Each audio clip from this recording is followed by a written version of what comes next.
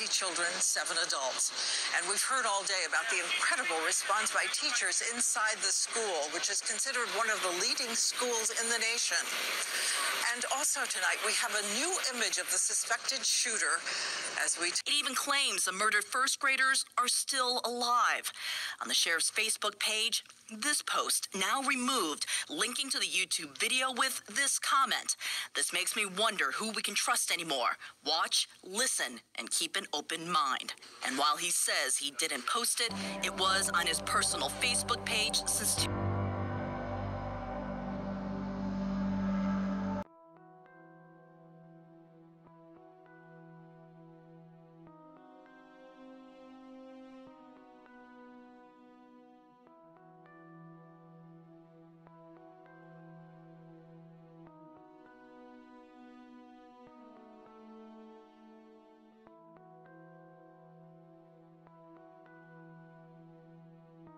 The first call came in from the school secretary moments after classes started. It gives an insight into how quickly the shooter, Adam Lanza, was able to get into the secured building.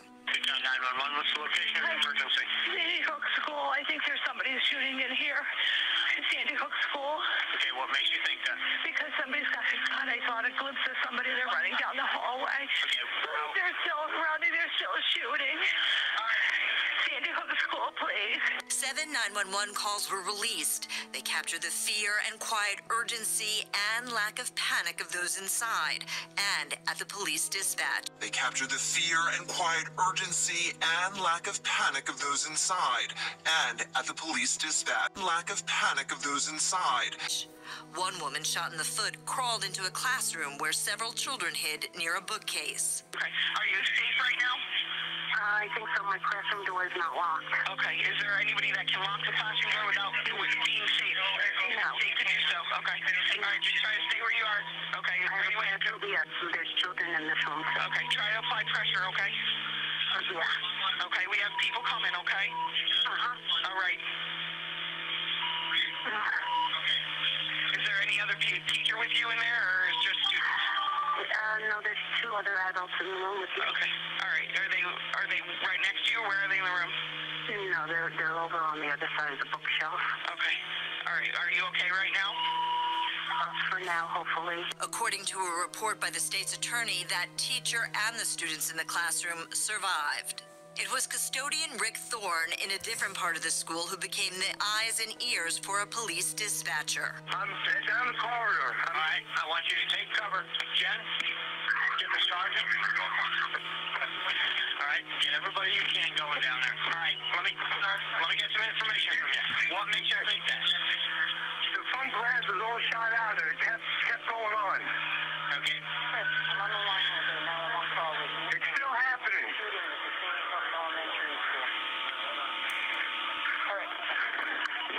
What about the students in the front of the building? Dude, everything's locked up as far as I know. I'm not in the front. All right, you're in lockdown? Yeah, they're in lockdown. I keep hearing shooting. I keep hearing popping. Guys, the guy shooting at the Sandy Hook Elementary School in Newtown. That's what 911's ringing off the hook for. At one point, the custodian, still on the phone with the dispatcher, is confronted by responding police officers. After he urgently identifies himself, he relays information between those officers and the 911 dispatcher. I'm on the phone with dispatch. Victims in the building. How many? How many? 2 down. On scene, Newtown police officers quickly understand the scope of the tragedy. Call the state police, okay? State police have been notified. They've been notified.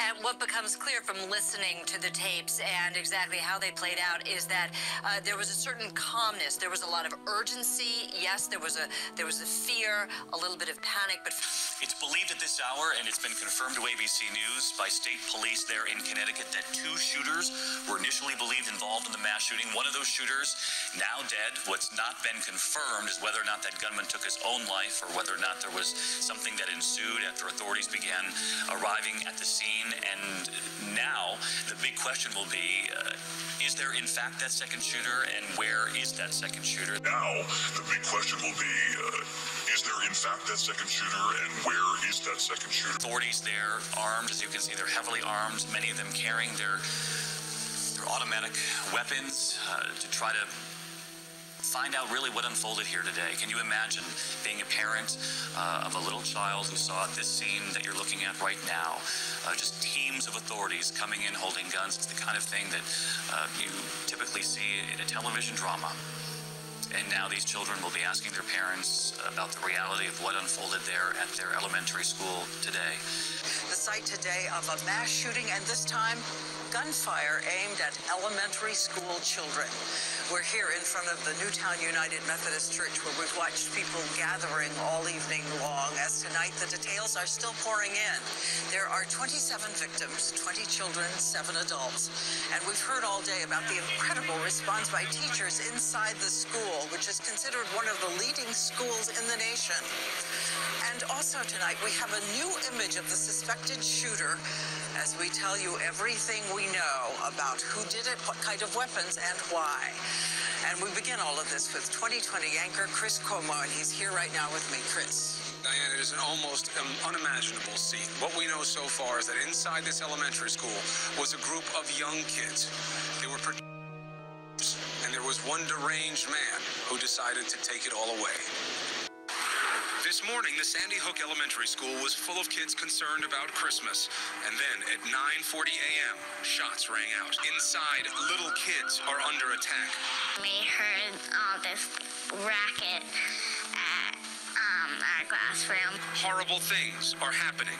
Teachers make sure they're safe and then do the unimaginable. And what did the teacher do then? She read us some books and we talked about things and they played little games in there. Did you hear any more bad noises? Yes. The teacher's comm is matched by a storm of police activity. Word of possibly 2 shooters sparks searches of the surrounding area. Children are rushed out of the school, single file, hands on shoulders, eyes squeezed shut. We got in the line and we had to close our eyes. How did you find your way out with your eyes closed? We all put our hands on other people's shoulders and then our teacher held the first person's hand and she let us out. Chaos. Complete chaos. Nobody knew where anyone was. There's a mob scene of children and police and adults. Ella's mom, Amy, and dozens of other families search for their kids as information starts to trickle in. I heard that children were taken out bloody. I'm very scared, worried about my son, worried about the other kids that I know here. It was terrifying. I'm still terrified. I think I'm still in shock about it all. I still don't know everything that happened. A situation that couldn't be any more terrifying. Kids at the mercy of a deranged gunman, and yet it keeps getting worse. Among the dead, 20-year-old gunman Adam Lanza and his mother, who was a teacher's aide at the elementary school. He came with a bulletproof vest and 4 guns, including 2 semi-automatic handguns and possibly an assault rifle, say authorities. He killed so many of the kids she loved. It's a very, very difficult scene for the family members, for all the responding first responders. It's a tragedy. It's a tragic scene. And yet many more survived, like little Ella, who will still have a chance at a Merry Christmas. It's over. Okay? You know that now? Yeah. And motives of the suspected shooter. It is always so important to us because that's the one thing we can learn in this situation is what drove this person to this horrible thing. And yet now it's getting more confusing. Authorities now believe that the gunman's mother was found killed in her home, not at the school. So the question remains now larger than ever. Why did this man go to this school? Why did he attack these kids with such intensity? The gunman's mother was found killed in her home, not at the school. So the question remains now larger than ever. Why did this man go to this school? And bring you up to date with the progress that we've made in this investigation. With me is the Chief of Police from Newtown, the Field Operations Commander of State Police, and my counterpart here from Newtown Police Department. As you know, the victims have been positively identified by the Office of the Chief State's Medical Examiner. They're still in the process of doing some of their work, and as soon as that work is completed, we will be prepared to release in writing to you a formal list of names, birth dates, and information. There is one Well, there's a couple major factors. Number one, when we release that list, and we would ask you again, as we did yesterday, at the request of all of the family members, they have asked for you to please respect their privacy. They're going through, as I know you understand, a very difficult and trying time. We have, in fact, under the auspices of the chief and the colonel, reassigned and continue to assign a trooper to these folks to help to maintain that solitude. So again, I would ask you, and I'm pleading with you, as you know, this is an extremely heartbreaking, difficult thing for these folks to endure, to please abide by their requests. In addition, for the townspeople in the town of Newtown, a crisis intervention team from Yale New Haven Hospital has been established here in the community, and they can be reached via telephone. That telephone number is 203-270-4283. And again, they're open and they're available to anyone in the community who may have the need to discuss, to talk, to talk about this incident in its entirety. I have the ability to take some questions. I just simply want you to understand that we still have major crime detectives, Newtown detectives, working at the scene in the school. That is not completed. That probably will not be completed for at least another day and a half to 2 days. And I'm putting a time limit on it, and it could take longer. As I explained to you in previous press conferences, we've done everything we need to do to literally peel back the onion layer by layer, okay, and examine every crack and crevice of that facility. And that does not include, or exclude, I should say, the outside of the building. The outside of the building is also a part of the crime scene, every single vehicle in that lot. So it's going to be a long, painstaking process. We actually have 3 teams now, 3 major crime teams in the community. Our local partners are working with us, and we're going to move that and expedite that along as quickly as possible. With the latest on the deadly shooting at an elementary school in Newtown, Connecticut, the Sandy Hook School, and it is turning out to be worse than anyone could have imagined. CBS News senior correspondent John Miller is here with me now, and he has the latest. John. A very grim picture developing here, and I want to state again, as we have earlier, this is preliminary information. It's an ongoing incident. Some of this information is likely to change, but we have been told by officials from Washington to right on the scene in Connecticut that it is shaping up to be a terribly serious incident. The number they're working with at the command post now is 27 dead in the shooting incident. It appears that more than a dozen of those may be students from this school. The gunman appears to be a young man, possibly in his 20s, who traveled up from the New Jersey area. There was some kind of confrontation with the principal, who he shot, and I don't know the principal's condition. And then apparently there was more shooting with more than one gun by this shooter, and they are still trying to sort out whether this was the only shooter or whether he was with somebody else. And they are still trying to sort out whether this was the only shooter or whether he was with somebody else. Police canvassing gun shops and firing ranges within 15 miles of Newtown, Connecticut, searching for more clues about the gunman and his mother. And tonight, some of those who knew them are coming forward to us with details about a young man who seemed to be unraveling. Here's ABC's chief investigative correspondent Brian Ross. Increasingly, Adam was so troubled he would not leave the house. And his mother, Nancy, in the last few months, told friends she was losing control of her 20-year-old son. It was just getting a little harder for her as, time went on. Nancy Lanza was a regular at this Newtown bar and restaurant, where the owners say she told them about her struggles with Adam's emotional and behavioral problems for years. She homeschooled him and everything. So she, like I say, I knew he was on medication, but that's all I know. Since elementary school at Sandy Hook through high school, Adam was known by classmates as strange, severely shy. He hated looking into your eyes for more than a couple seconds. He'd always look down at his paper or whatever he was doing. A former babysitter says he was told by the mother to never leave Adam alone. Never even go to the bathroom or turn your back on him at any time. The former school security director, who became close to Adam when he was in the high school tech club, said Adam had several disorders, including the inability to feel pain. So if he had cut himself or hurt himself, he would not know it or feel it. Including the inability to feel pain. So if he had cut himself or hurt himself, he would not know it or feel it. So we were being very, very careful with him. But despite Adam's issues, friends say Nancy Lanza took her son to local firing ranges and introduced him to the world of high-powered guns, including the Bushmaster AR-15 assault-style weapon he used to kill his victims. Demonstrated here in a video posted on the company YouTube channel, the Bushmaster can fire 45 rounds per minute and is the most popular style semi-automatic rifle in the country. Federal agents say Nancy Lanza bought her Bushmaster legally in March 2010, a model apparently tailor-made by the company to be legal even under Connecticut law that supposedly bans assault weapons. First time the father of the Newtown, Connecticut school gunman is talking about his son. He gave an extensive, just-released interview with the New Yorker magazine. CBS 2's Mary Calvi has his story. When Adam Lanza took a rifle to Sandy Hook Elementary School on December 14th, 2012, his father, Peter, hadn't seen him for more than 2 years, only getting periodic updates from his ex-wife, Nancy, about their troubled son. Adam had been diagnosed with Asperger's syndrome and had been growing increasingly hostile toward his mother. As Peter Lanza told the New Yorker, quote, "With hindsight, I know Adam would have killed me in a heartbeat if he'd had the chance.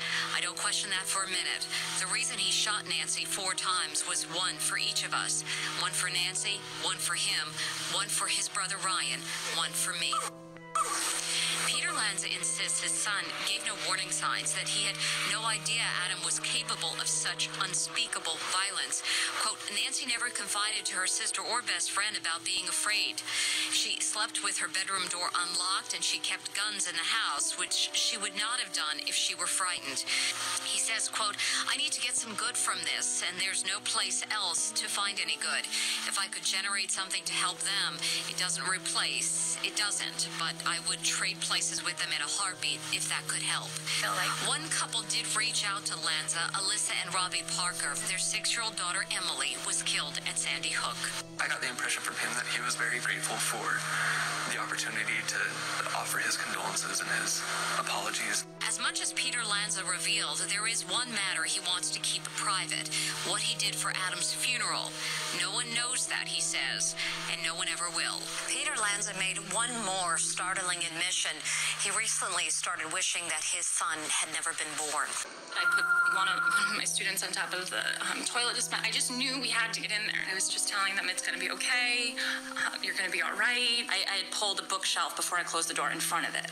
So it was we were completely barricaded in. I turned the lights off. Did you tell them to be quiet? Did you worry about one of them? No, I told them to be quiet. I told them we had to be absolutely quiet because I was just so afraid that if he did come in and then he would hear us and then he would maybe just start shooting the door.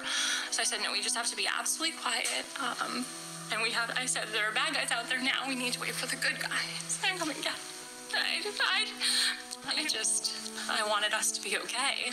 And I'm so saddened that there are people who in this situation are not okay. And my heart goes out to anyone who knew them and was a part of their lives. I just can't imagine. Did they cry? No, if they started crying, I would take their face and say, it's gonna be okay. Show me your smile. I really tried to and one of my students would say things like, I know karate, so it's okay. I'll lead the way out. They really said to you, we want to go home for Christmas. Oh yeah. Yeah. Mm-hmm. Yeah. Or I just want to hug my mom, or just, things like that were just heartbreaking, and in my mind, because you're hearing, I'd never been a part of something, obviously, anywhere near this traumatic.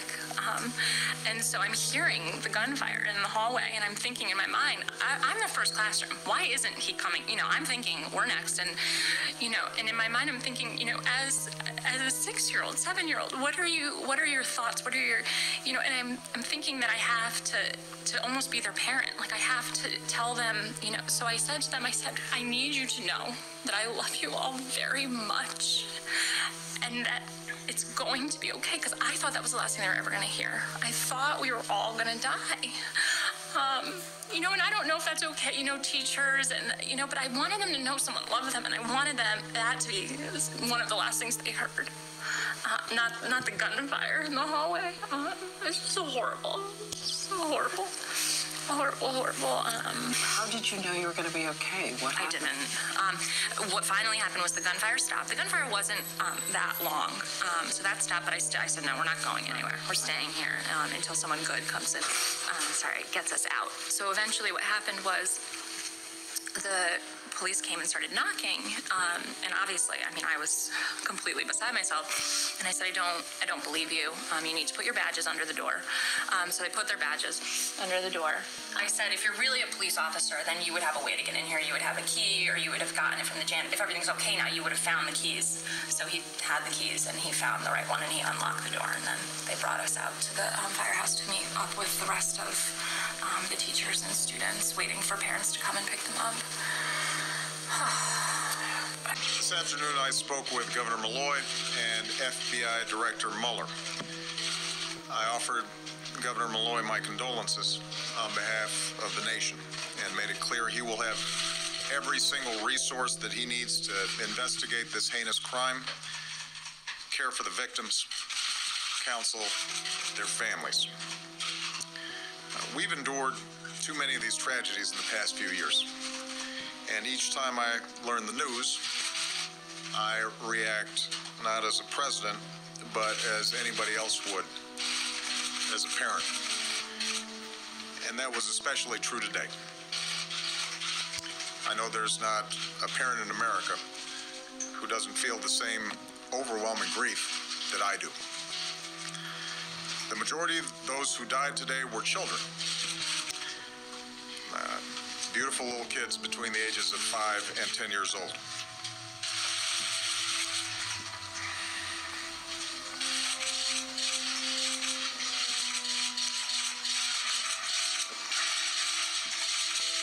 They had their entire lives ahead of them. Birthdays, graduations, weddings, kids of their own.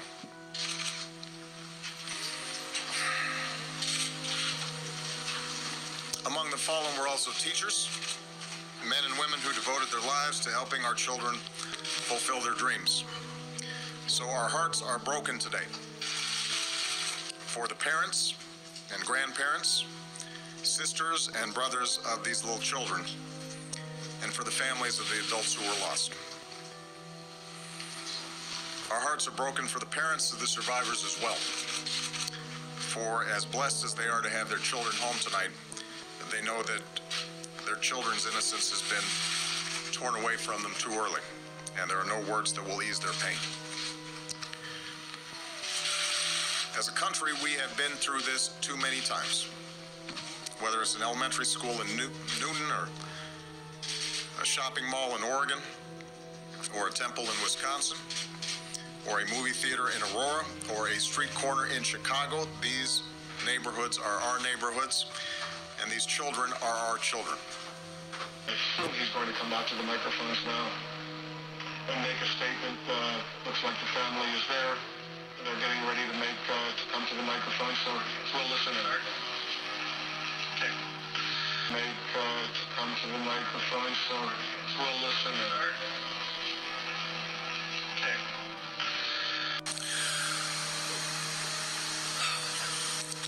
So my name's Robbie Parker. My family is one of the families that lost a child yesterday in the Sandy Hook Elementary School shootings here in Connecticut. I've been contacted by so many people and agencies wanting to know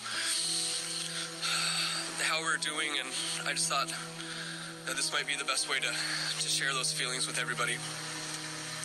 First of all, I'd really like to offer our deepest condolences to all the families who were directly affected by this shooting. It's a horrific tragedy, and we want everybody to know that our hearts and our prayers go out to them. This includes the family of the shooter. Jones took the stand in his own defense today in his defamation case, but just hours before he did, he went on his talk show that airs on the InfoWars website and said this about the father of a Sandy Hook massacre victim. Let's just say he's a nice man, and it's not an act. He is being manipulated by some very bad people. I mean, I'll just say, because I gotta be honest, he's slow, okay? And his ex-wife is not. And I don't think he's stupid. I'm just saying I've got family members that are really smart in a lot of ways, but they're just real kind of quiet and have this way about them, and they move at a different pace. Like they're fast in some ways and slow in others, and I think Heslin acts like somebody on the spectrum.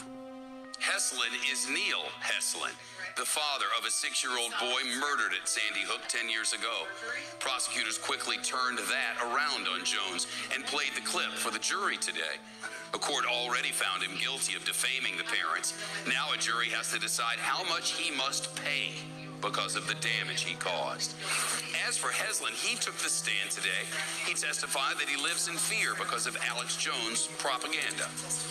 I can't even describe the last 9.5 years of the living hell that I and others have had to endure because of the negligence and the recklessness of Alex Jones.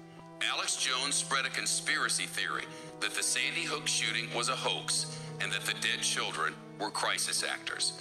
Heslin's son is this boy, Jesse, among the 20 children and 6 school staff murdered in the shooting. His photo displayed as you see in the courtroom today. His father broke down in tears saying his son's death was not fake.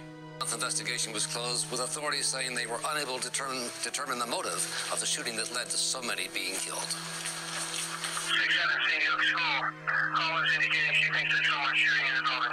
The report found that the shooting rampage took only 11 minutes. Shooters apparently still shooting. But as to why 20-year-old Adam Lanza targeted the school and then killed himself, the state prosecutor said his investigation does not establish a conclusive motive. What's clear is that the culprit is Adam Lanza, and all those who wish to blame drugs or video games or lax gun laws or even Nancy Lanza are misplaced. For the first time, officials released photos taken inside Lanza's home, where he had first killed his mother, Nancy.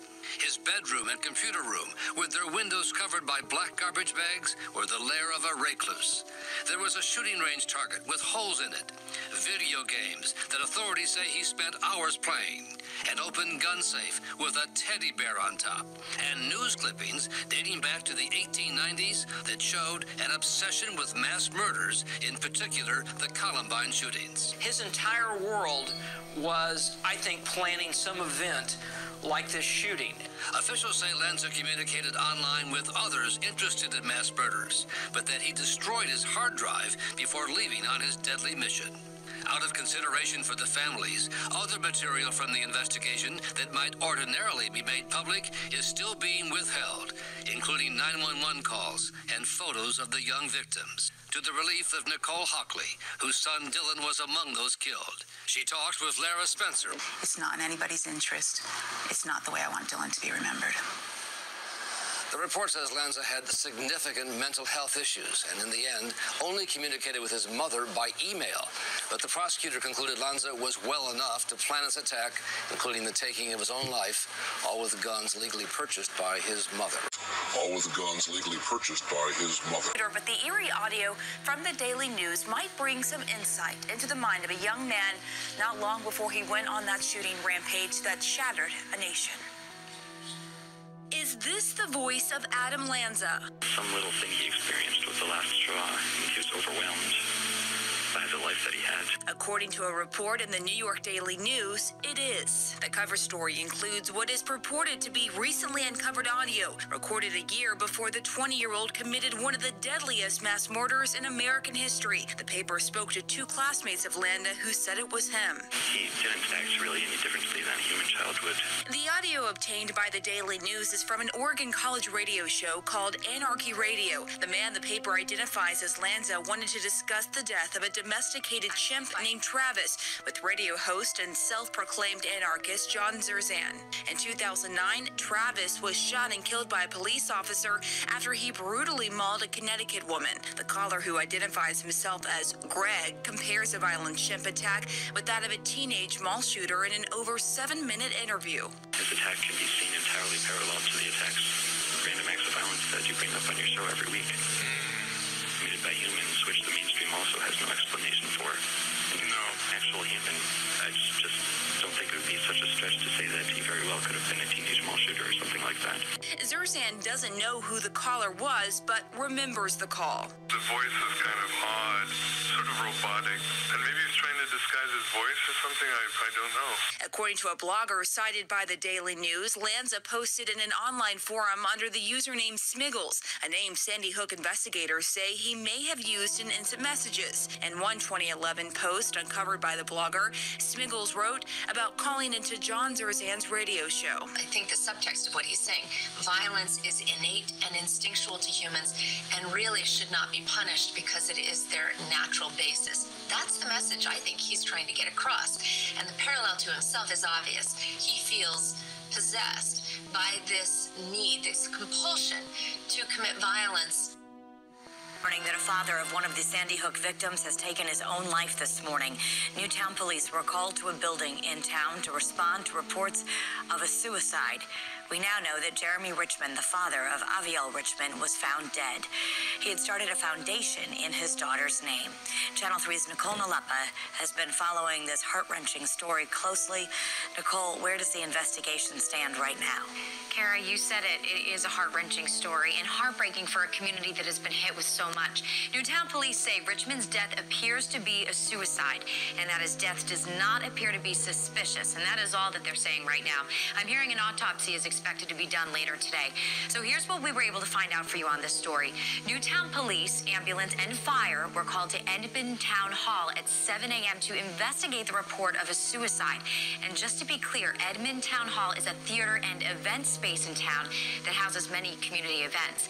That's where they found the body of 49-year-old Jeremy Richmond. He was the father of Aviel Richmond, one of the first-grade students killed in the 2012 tragedy at Sandy Hook School. And he created the Aviel Foundation in his daughter's memory, which was a nonprofit organization that focused on preventing violence through brain research and community engagement. Police say Richmond had an office at Edmond Town Hall. Now, this news comes after two survivors of the 2018 massacre at Marjorie Stoneman Douglas High School in Parkland, Florida, committed suicide in the past week. The National Suicide Prevention Lifeline is open 24 hours a day, so if you or someone you know needs help, please call this number. Douglas County Sheriff John Hanlon heading the mass shooting investigation that killed 9 people at Umpqua Community College, denying to CNN he posted a controversial video on Facebook. He didn't post it. No. I know what you're referring to. Yeah, that's not a conspiracy theory belief that I have. That belief is spouted on this viral video produced by conspiracy theorists. It ludicrously claims that Sandy Hook is a hoax cooked up by the government to take citizens' guns away.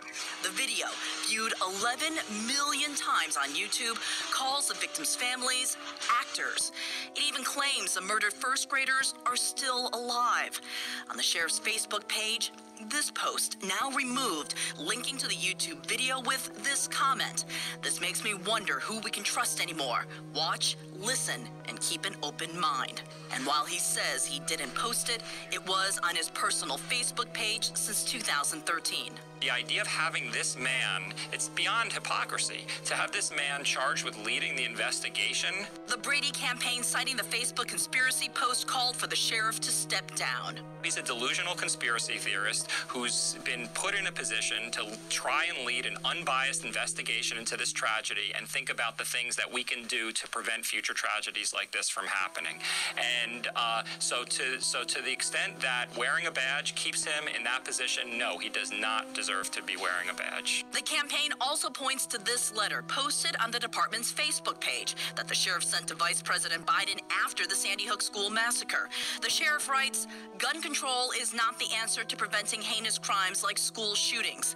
He tells the vice president, "Federal restriction on the Second Amendment shall not be enforced by me or by my deputies," even pledging to stop any federal agents from doing so in his county. The letter is dated 1 month after Sandy Hook. On the heels of his county's own tragedy, he tells CNN this. And this isn't the time and this isn't the place to have the conversation about my position, political or not, on gun control. Everybody, death was caused by, everyone that we've completed so far was caused by gunshot wounds. And obviously the manner of death on all these cases has been classified as homicide. We did not bring the bodies and the families into contact. We did not bring the bodies and the families into contact. We took pictures of them, of their facial features. You have, it's easier on the families when you do that. There is a time and a place for up close and personal in the grieving process. But to accomplish this, we felt it would be best to do it this way. And I've been at this for a third of a century. And it's, my sensibilities may not be the average man, but this probably is the worst I have seen, or the worst that I know of any of my colleagues having seen. Everyone thought it was an animal. Then when we heard gunshots, we all hid into my teacher's office, and everyone was quiet. When the policeman came in to get us, he told us to close our eyes and do this and just go out. When I went to the animal, then when we heard school, when the shots rang out. Everyone thought it was an animal. Then when we heard gunshots, we all hid into my teacher's office, and everyone was quiet. When the policeman came in to get us, he told us to close our eyes and do this and just go out. When I went to the fire department, when I didn't see Ethan, I was like, oh my God, what happened to my brother? Is he okay? And then when I finally found Ethan, I was very, very relieved. And we stuck together. As you can see there from Ethan and Ben's story, as they do to put their hands on the shoulders of the friends in front of them, their teachers and school staff did all the right things here. In fact, Sandy Hook Elementary, rated as one of the best schools in the country. They had a new safety plan just this year. So it leads to the question, if it can happen here, what can be done to stop it from happening at this school and at every other school across this country? The Newtown School District decided to spend 10 times more on security training for staff members this year, according to budget documents. Measures that did not prevent an unthinkable attack, but training that may have limited the damage. Reported how Adam Lanza destroyed his computers before he drove to Sandy Hook Elementary School on Friday. Investigators say the Newtown gunman did such a thorough job, the FBI has been unable to retrieve any information from those computers. Well, Michelle Miller visited one company that might be able to help. When Hurricane Sandy washed through the Northeast, it soaked thousands of computers. Some of their owners are looking for a miracle from Michael Diamandis. This is the clean room. Okay. This is where the magic happens. He runs data recovery operations for Kroll, the company now trying to wring out information from those waterlogged hard drives. Kroll technicians recovered 99% of the data from another drive blown into the atmosphere after the Space Shuttle Columbia disaster. That nearly melted drive sat at the bottom of a Texas lake for 6 months. They were even successful after 9/11.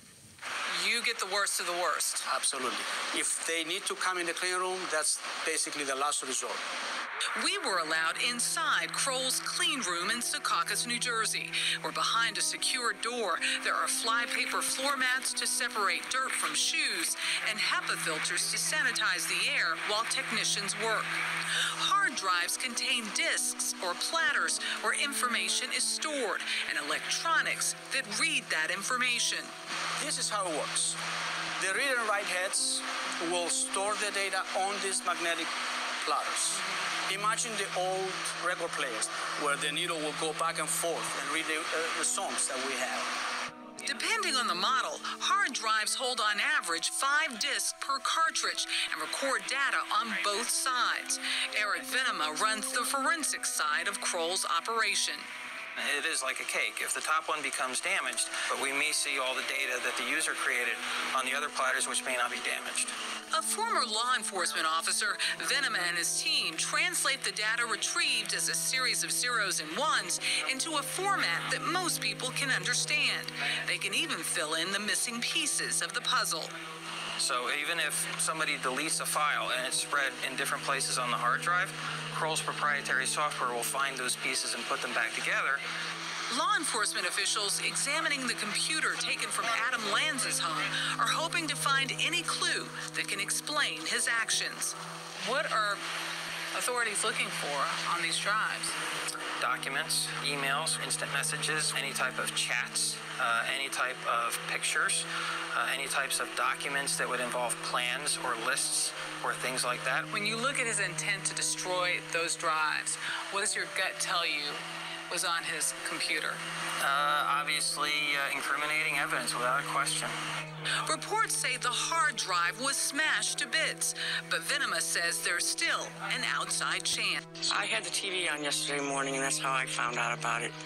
And I was trying to connect the dots. When they listed Ryan, the age didn't agree, because I have a son, Michael, who's a couple years older than Ryan, and when they said the age and the name didn't click, but the location did. And as it further was revealed, it wasn't Ryan. He was now 24. Well, then it clicked, because, yeah, it's about the right age of Ryan. But I couldn't imagine Ryan doing such a thing. He's too well educated. Works in New York City as a CPA. He's got it together. That's the thing. He's too well educated. Works in New York City as a CPA. He's got it together. 2 days after the assault weapons bill died in Congress, Vice President Biden pledged that he and the president won't rest until it becomes law.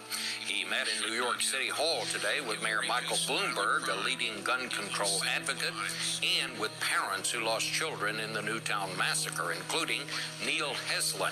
Heslin said, "I'm really ashamed to see that Congress does not have the guts to put a ban on these types of weapons." Heslin's son, Jesse Lewis, was one of the 20 first graders killed by Adam Lanza. Emily Parker was another. Nora O'Donnell, the co-host of CBS This Morning, talked to Emily's parents about their attempts to find out what drove Lanza to kill. Nora? You know, Bob, Robbie and Alyssa Parker were one of the first families to speak publicly about their loss in the days after the tragedy in Newtown. Well, yesterday they told us about another first, a meeting they had with Adam Lanza's father, Peter Lanza, one of the only people who could offer insight into his son and the tragic events of December 14th. So what did you want to say to him?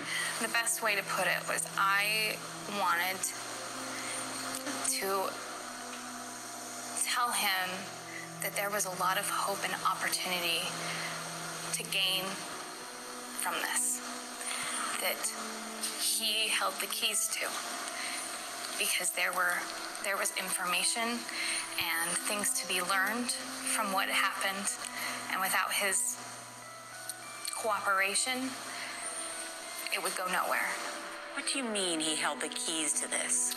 Meaning that he had the most information about his medical history, the things that he'd gone through.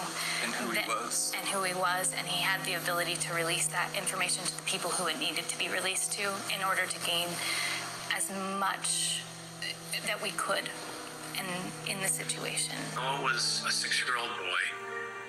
He just turned 6, really just weeks before the shooting, so it still felt like he was 5 years old. He just lost his first tooth, and he was, full of energy, 6-year-old boy that was really enjoying his life. Lenny Posner's son Noah was murdered in the 2012 Sandy Hook school shooting, the youngest child killed that day. But the massacre was just the start of his family's terrible experience with misinformation, disinformation, and so-called hoaxers. Posner has to keep his present appearance and location secret, and you'll soon see why. It's become a thing, a real theory that people seriously believe that the shooting never happened, that it was faked by the government, the community, the victims, the families, and that's continued to other tragedies since then. Those erroneous theories started to appear the day of the shooting.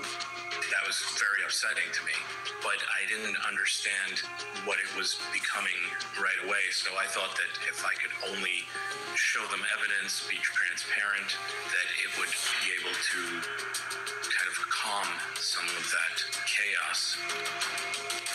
Posner says when he spoke out to correct the conspiracy theories about the shooting, he became a target. There was a lot of hate directed at me, harassment, death threats. A woman was sentenced to prison for making death threats against me. Posner and his family, including Noah's twin sister and older sister, had to move multiple times to escape harassment. Their experience with online hate and harassment led him to start a group called the Honor Network. The Honor Network, it came about in 2014, and it came out of the work that I was doing, which at first started as attempting to communicate with people who, at that point, we were calling them hoaxers because they were claiming everything was a hoax. But they were not paying attention to information that would disprove their beliefs. Honor provides resources to people experiencing online harassment and helps internet providers and outlets take down damaging and threatening content. We have hundreds of volunteers that help in locating this content and helping report the content. Posner says the work is nonstop, and he has a word of advice for people posting things online. Well, if you're involved in something that could be labeled as a conspiracy theory, and it could be harming other people, you may want to stop and consider, are you the good guy, or are you, the monster on the internet? I think people need to kind of consider that before they post things that can go viral and can really disrupt people's lives. First comes the shooting, a situation involving an active shooter. Then come those who denied the shooting ever happened. We have bodies being shot where there's no impact of bullets. This clip alleges to show a rehearsal of crisis actors prior to the mosque shooting. There are two players here, the conspiracy theorists. Sandy Hook is a synthetic, completely fake, with actors, in my view, manufactured. And the families they target. There is no divide between the online world and the real world. You're going to die. Death is coming to you real soon. One day I just saw, literally hundreds of this hateful, vile, you name it. If you push back, they'll push back even harder. Do you have any comment on the claim that you're a crisis actor? You might as well enter their reality. It's the only way.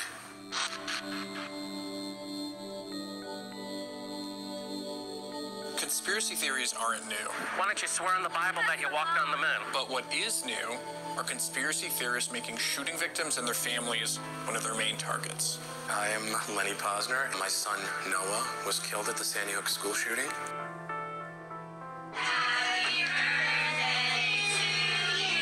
Happy birthday, Noah. We love you. Did famed quarterback Aaron Rodgers believe in off-the-wall conspiracy theories about the Sandy Hook school massacre? CNN is reporting that the New York Jets superstar questioned whether the 2012 tragedy ever took place, saying during a private conversation, they're all making it up. They're all actors. In private conversations, Rodgers has shared wild and unhinged conspiracy theories in which he claims that the 2012 Sandy Hook shooting was not real. CNN knows of 2 people with whom Rogers has shared these views, including CNN's Pamela Brown. This is an incredible weekend. That conversation allegedly took place at the Kentucky Derby 5 months after the massacre. It's arguably the most disgusting conspiracy theory in all of the QAnon Alex Jones world. The allegation comes as Rogers is being considered as Robert Kennedy Jr.'s running mate as a third-party candidate against Biden and Trump. Kennedy was singing Rogers' praises on Fox News Wednesday before the story broke. He's a critical thinker, and I think we need that at the time, as you know, the rise of AI. We need people who understand that you cannot always trust authority. Rogers is denying the allegations today. What happened in Sandy Hook was an absolute tragedy. I am not and have never been of the opinion that the events did not take. Funerals are scheduled today for school shooting victims in Newtown, Connecticut. Hundreds of Boy Scouts are expected to attend the service for 6-year-old Cub Scout Benjamin Wheeler. Meanwhile, as Seth Doan reports, the first responders are still trying to deal with what they saw. Seth, good morning. Good morning to you, Charlie. Some of those first responders were members of the all-volunteer ambulance corps. They trained for a mass casualty event, but certainly never expected to see one in their hometown. I've seen dead children before. I've never seen them with this type of trauma before. Ken Lerman, a computer software tech in town, has been a volunteer EMT for 15 years. At first, he treated a wounded adult. While we're there, somebody brought in a child, and then I realized that this is going to be dreadful for our community. Marty Folan, a retired corrections officer, helped transport a child who'd been shot to the hospital. I didn't realize initially the extent of the tragedy. Even though you're right there, you're a first responder, you're not able to see how big this is? You get tunnel vision. Of the 70 EMTs who volunteer at least 12 hours a week at this station, 25 responded to Friday's call. How have you been coping in those days since Friday? I isolated myself. I basically went home, didn't answer the phone calls from the many friends and family and members here, wondering... You didn't answer the call at all? Yeah, we were really worried about you, Marty. I wouldn't respond. Why? I just don't want to hear about it. I don't want to see it. It was all over the news. I didn't want any more part of it. It was, I could not hear it anymore. Counselors have been by the station and are available 24 hours a day to help treat first responders, including Kathy Dahlmeyer, who's a pharmacy tech at a local drugstore. What's going through your mind? What's happening emotionally? You're numb. There is no emotion at that point. You don't fall apart till way later. Did you fall apart? Not yet. Their hope, of course, is that this town becomes better known as a community that pulled together. I've never been as proud of my people as I am today, because they did their job and they did what they had to do. Out of all the soul-crushing images to come out of Newton, this one had a particularly devastating effect on countless folks checking their Twitter and Facebook feeds today. It's a letter to little Jack Pinto, laid to rest on Monday, that reads, "You are my best friend. We had fun together. I will miss you. I will talk to you in my prayers. I love you. Signed, John." 2 more 6-year-olds were buried today while school buses rolled and grown-ups grappled with how to get on with life and protect the survivors from even more nightmares. Here's ABC's Juju Chang. The hugs were a little tighter today as parents in Newtown gently guided their kids back to school, back to their daily routines, surrounded by sadness and a stepped-up police presence. Getting back to a routine is the best thing, I think. But the jittery town suffered a fresh scare today as a threat shut down yet another Newtown elementary school. Better safe than sorry. But for Karen Dreyer's son Logan, a Sandy Hook kindergartner, normal is still a long way off. She told ABC's Dan Harris they're still in limbo as they await word on when classes resume. They wanted to go back to school. They wanted to be with their teachers. Their teachers wanted to see them. The children, she says, are resilient, but some parents were only pretending to be. It's scary, but I'm going to put on a brave face. We're going to march up to the door, say hello to his teacher, and I'll walk away and then cry. It's just also surreal. I'm sorry. I just can't. It's all just a nightmare. And the nightmare continues to play out at St. Rose of Lima Church with back-to-back funerals for 2 6-year-olds. James Mattioli loved doing yard work with his dad and cuddling up on the couch with his mom. Krista Rico said she still can't believe her daughter Jessica, who loved horses and was about to get cowgirl boots for Christmas, isn't coming home. Mourners at her funeral paid tribute. She was teaching her brother how to read and everything, and it's just a very giving child, you know, and it was just a very, very nice ceremony. 27-year-old Victoria Soto was remembered today for her heroism, for hiding students in closets, then trying to shield them from a hail of bullets.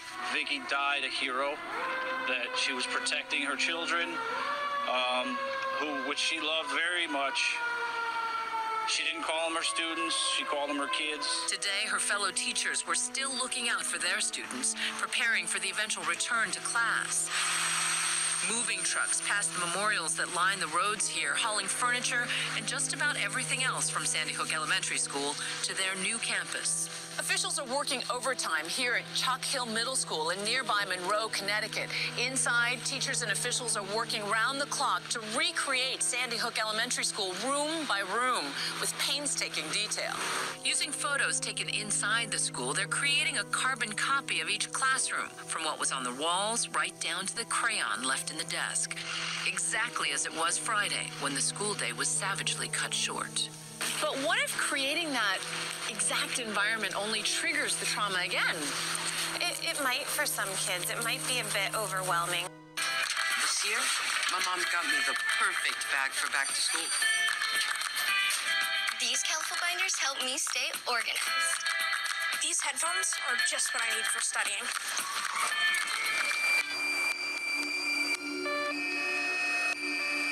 These new sneakers are just what I need for the new year. This jacket is a real must-have. These scissors really come in handy in art class. These new socks, they can be a real lifesaver. And I finally got my own phone to stay in touch with my mom.